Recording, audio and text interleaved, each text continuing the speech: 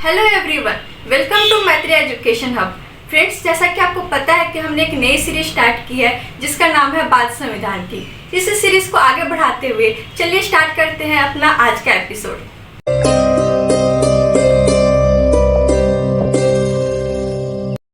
हम संविधान में जो सबसे पहले पढ़ते हैं वो है प्रीएम्बल। तो क्या आप बता सकते हैं कि प्रीएम्बल है क्या? जी बिल्कुल।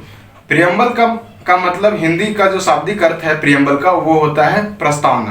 प्रस्तावना सबसे पहले अमेरिकी संविधान में शामिल किया गया था। तत्पश्चात बाकी देशों ने भी अपने अपने संविधान में शामिल किया। उसी में से एक देश है भारत। प्रस्तावना एक्चुअली जो संविधान की जो मूल जो सिद्धांत हैं उसको परिलक्षित करता है, उसकी एक भूमिका है।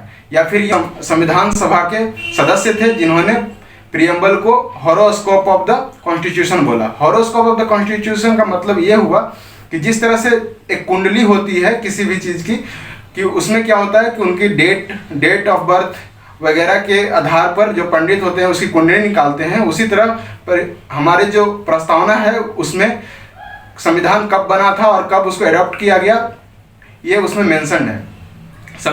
संविधान का जो प्रस्तावना है वो जो स्टार्ट होता है वो हम भारत के लोग से होता है, we the people of India.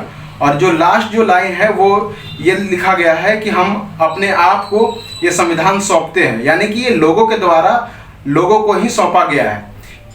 इस तौर पर इसके पीछे एक सिद्धांत काम करता है जिसे जॉन लॉक, फिर जो रूसो एंड फिर जो हॉब्स हैं थॉमस हॉब्स, उनके द्वारा एक सोशल कॉन्ट्रैक्ट की थ्योरी दी गई जिसे हम सामाजिक अनुबंध की थ्योरी भी बोलते हैं। इस थ्योरी के मुताबिक एक ऐसी समाज की परिकल्पना की गई जिसमें कोई नियम कानून नहीं है। अगर जब कोई नियम कानून नहीं होगा तो लोग आपस में ही लड़ेंगे और एक अराजकता की स्थिति पैदा होगी। जो भी अधिकार होंगे वो उनको नहीं मिल सकता क्योंकि एक दूसरे के अधिकार की हनन करेंगे लोग। तो इसी तरह से एक कल्पना की गई कि लोग क्या है कि अपने अधिकार जो भी उनके जन्म लेने के अनुसार जो अधिकार उनको उपलब्ध है, एक मानव होने के अनुसार एक कोई भी राइट्स उनके उपलब्ध हैं, तो वो राइट्स अपने अधिकार किसी एक ऐसी बॉडी को सौंप दें जो बॉडी उसके एवज में उनकी अधिकारों की रक्षा करे। और वो बॉडी या वो सॉवरेन अथॉरिटी या स्वायत्त अथॉरिटी का नाम है गवर्नमेंट। तो इस तरह से ये सामाजिक अनुबंध है कि जो लोगों के द्वारा ही अपने आप को दिया जाता है, यानी कि लोग ही इस विचार से सहमत हुए अपने आप। ये जो प्रस्तावना में जो बात की गई है कि हम भारत के लोग, यानी कि भारत के लोग इस चीज़ को अपने आप को सौंप रहे हैं, यानी कि वो इसे स्वीकार कर रहे हैं कि जो भी इसमें नियम कानून बनेंगे, जो भी इसके आधार पर नियम कानून बनाएंगे, उसे हम अपने आप को स्वीकार करते हैं और उसको हम फॉलो करेंगे।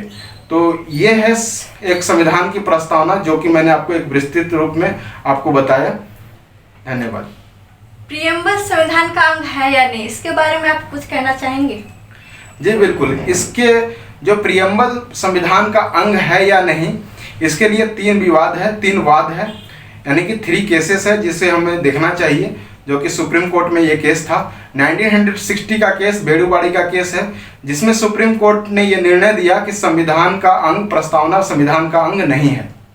उसके बाद केशवानंद भारती केस 1973 में सुप्रीम कोर्ट ने अपने पिछले निर्णय, यानी कि जो बेड़ूबाड़ी का जो निर्णय था उसको निरस्त किया और ये बात बताई कि जो प्रस्तावना है वो संविधान का अंग है अथवा इसे अमेंड किया जा सकता है, यानी इसमें संशोधन किया जा सकता है। मैं आपको बता दूं कि केशवानंद भारती वाला जो केस है उसमें ये बात रखी गई थी कि क्या हम प्रीएम्बल में बदलाव ला सकते हैं, क्या हम प्रस्तावना में संशोधन कर सकते हैं। बहुत सारे लोगों का मत था कि ये प्रीएम्बल की, क्योंकि संविधान में संशोधन की बात की गई है और प्रीएम्बल संविधान का पार्ट नहीं है, इसी वजह से हम प्रीएम्बल में संशोधन नहीं कर सकते किसी भी तरह से। लेकिन सुप्रीम कोर्ट ने इसे प्रीएम्बल को संविधान का अंग माना और ये बात कही कि हाँ इसमें संशोधन किया जा सकता है। उसके बाद फिर LIC केस में फिर से सुप्रीम कोर्ट ने अपने ही जो डिसीजन है उसको फिर से रिट्रेट किया और बताया कि हाँ ये संविधान का अभिन्न अंग है। This is the integral part of the constitution. Thank you.